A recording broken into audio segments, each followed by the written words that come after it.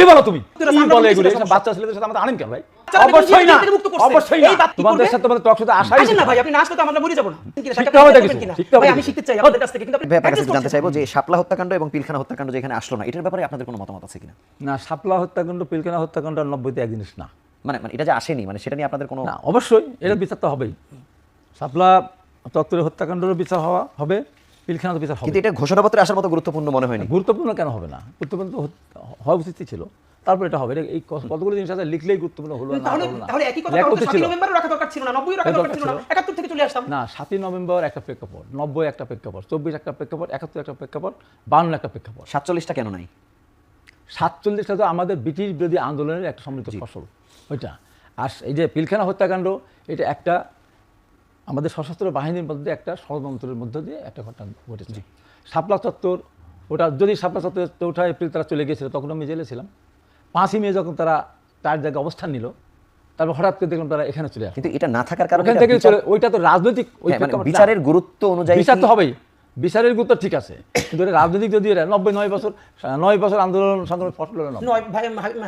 9 বছর আন্দোলনে যত মানুষ জীবন দিছে তার থেকে অগণিত বেশি মানুষ শাপলায় জীবন দিছে না, পিলখানায় দিছে না, এবং তার চেয়েও বেশি কি 24-এ দিছে না। আমরা এটা করতে পারতাম। 24 আছে, 24 তো আছে, কিন্তু 24 তো হঠাৎ করে হয়ে যায় না, 36 দিনে 36 জুনে চলে আসে না। এটা কত 16 বছরের দীর্ঘ লড়াই। 16 বছর লাগছে, 17 বছর লাগছে। এই 17 বছরে যতগুলো হত্যাকাণ্ড সংঘটিত হয়েছে, 36 দিনে তার বেশি হত্যাকাণ্ড সংঘটিত হয়েছে। এত অল্প সময়ে এত হত্যাকাণ্ড বাংলাদেশে কোনো সংঘটিত হয়নি। এই জন্য 24-এর একটা গুরুত্ব তো আছেই। আমার কথা হলো যে আমার 90-এর গুরুত্ব আছে। 90 তোমার নির্দিষ্ট কজে আমরা আন্দোলন করেছিলাম, সেখানে দেখা মাত্র গুলি, 144 ধারা ভঙ্গ করা, দেখা মাত্র গুলি।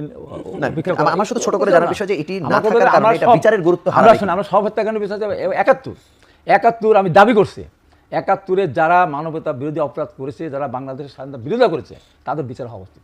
যারা নিজেরা আত্মশিক্ষিত, জামাতের আমি নিজে বলেছিলাম যে আমরা 71 সালে যুদ্ধে অংশগ্রহণ করিনি, আমরা এক পাকিস্তান রাখতে চেয়েছিলাম। এটা বড় কোনো ব্যাপার না। এটা কত বড় অপরাধ হাবিব ভাই, দুইটা ব্যাপার, একটা হলো ক্রিমিনাল অফেন্স করা আর একটা হলো রাজনৈতিক মতামত জানানো। দুইটারে আপনারা এক মনে করেন কিনা? অবশ্যই। শোনো, সব সময় কথার ভিতরে এত কথা বলতে তো হবে না। না, আপনারা ধরেন এই যে জামাতের আরে বাবা, শিখতে হবে কিছু। তাকে কি আপনি করেছেন কিনা? শিখতে হবে কিছু।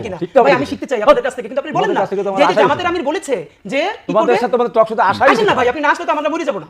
আমরা ছোট মানুষ, আমাদের বাদ দিয়ে দেন, আমাদের জুলাইতে লাগে না তো। জুলাইতে শুনেন হাবিব ভাই, আপনাদের যে ইনফিরিয়রিটি কমপ্লেক্স, কথার ভিতরে কথা, আমার কথার ভিতরে কথা বলবেন। আমার কথা মতো আপনি বলেছেন। আমি বলি না, একটা বল নাই। আচ্ছা ঠিক আছে, আপনি বিশেষ করে আমি বলি, কিন্তু এই আমাদেরকে যে অনুমান করতেছেন, আমাদেরকে জুলাইতে লাগছে। আমরা শিখেছি, আমাদের জুলাইতে লাগছে আপনাদের ভাই।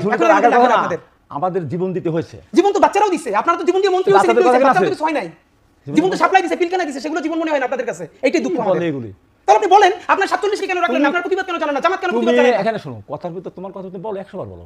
কথার ভিতরে আমি তোমার একটা সিনিয়র মানুষ, তুমি আমার সাথে তর্কে জড়াই যাচ্ছ। না ভাই, তর্ক না। তোমার কথা আবার তো কথা বলছো। 90 এর মতো আবার 90, হ্যাঁ 47 আপনারা 90 একটা ব্যাপার, 90 একটা ব্যাপার। সাপ্লাই একটা ব্যাপার না ভাই, এটা বলেন। সাপ্লাই অস্বীকার করছি, তাহলে সেটা ঘোষণাপত্রে নাই কেন? অস্বীকার জামাত করিনি, কেন সেটা আমি অস্বীকার করিনি।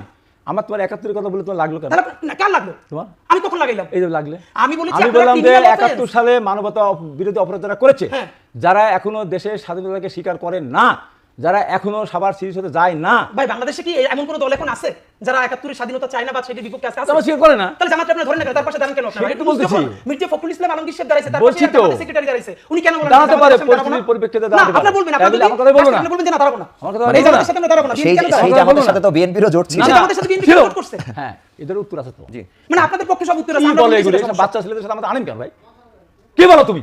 আমি এই দেশে বাচ্চাদের শোনো, আপনারা জেল থেকে মুক্ত না পেয়েছেন। অবশ্যই না, অবশ্যই না, এই বাচ্চারা অবশ্যই না, জেল থেকে মুক্ত করছে। অবশ্যই না, এই বাচ্চারা বেগম জিয়াকে সবথেকে সম্মানের সাথে করছে। এই বাচ্চারা আপনারা পারেন নাই। অবশ্যই না পারলেন না, সেটা আপনারা দেখেন, জনগণের ভোট আপনাদের কি দেয়। দেখেন যদি আপনি সুস্থ হয়। অবশ্যই নো, অবশ্যই আমরা মুক্ত হতাম। কবে হইছে? মির্জা আব্বাস ভাই বলছে এক মাস পরে করছে, ঈদের পরে আন্দোলন তো 10 বছর ধরে আপনারা করতেছেন। ওইসব কথা বলতে জানা কত লোকের জীবন গেছে আমাদের একদিন তারা। জামাত আন্দোলন বহুদিন করে করছে, জামাত কি করছে?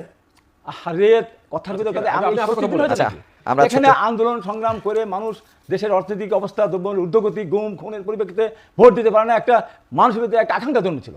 তার পরিপ্রেক্ষিতে যখন বৈষম্য বিরোধী আন্দোলন শুরু হয়েছে, সত্য কথা বলতে আমরা তো আমাদের ছেলেরা, ছাত্ররা আমাদের পরীক্ষা দিতে পারে না, আমরা মেরেছে।